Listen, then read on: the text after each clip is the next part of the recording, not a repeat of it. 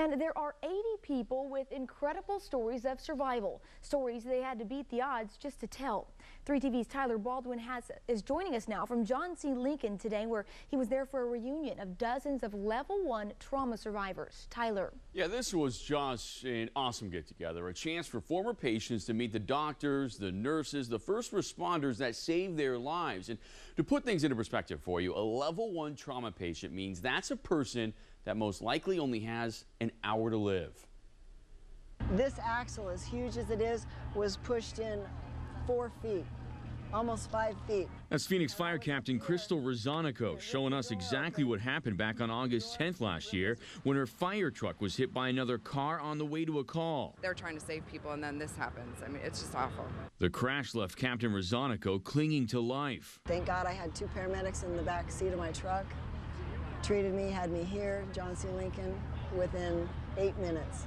While in the care of John C. Lincoln, Crystal underwent 5 brain surgeries. Part of her skull was temporarily removed and frozen to relieve pressure.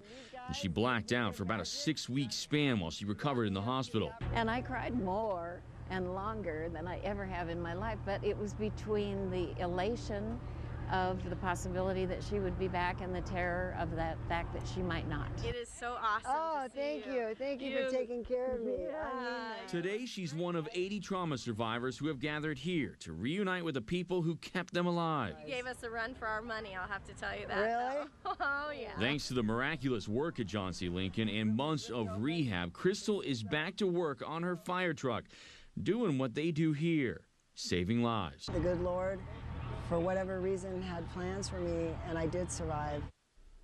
Some of the other types of trauma patients these doctors see besides car accident victims can include things like gunshot victims, people with stab wounds. I even talked to a nice guy who accidentally drove an ATV off of a cliff, landed on the rocks below, and wow, lived to tell the tale. Tyler Baldwin, 3TV. The leader in HD.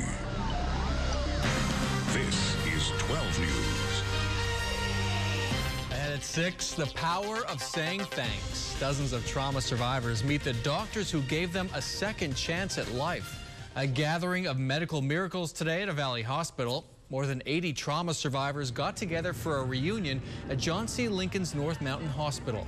Each person beat the odds in their own way, surviving everything from vicious dog attacks to devastating car crashes.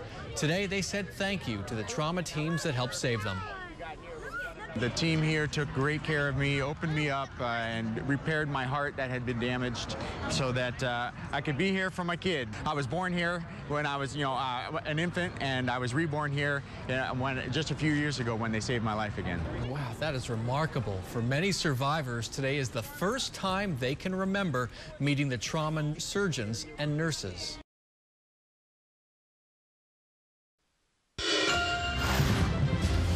Is ABC 15 News. After suffering horrendous injuries and horrific accidents, dozens of people gathered to celebrate their amazing recoveries. 80 people who have defied death attended a reunion today at John C. Lincoln Hospital. The event, an emotional one for people like Peggy Sorensen, who just months ago was near death and doctors questioned her survival. But I don't remember the hard parts. I know it was upsetting to me that my family had to deal with this and worrying about me. The event highlighted all the resources that go into saving a life.